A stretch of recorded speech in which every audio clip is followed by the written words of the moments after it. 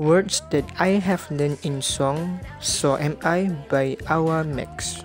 Let's start. Do you ever feel like a misfit? Misfit means orang yang tidak sesuai, atau orang luar, atau tidak serasi, atau penyisih. Example, Edward feels sad because he always feels like a misfit around his classmate.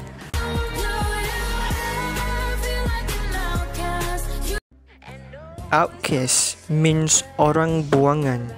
Example, James became an outcast when he committed a crime last year.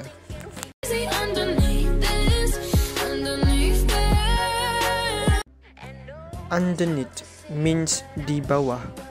Example, Zack is hiding underneath the table from Cody.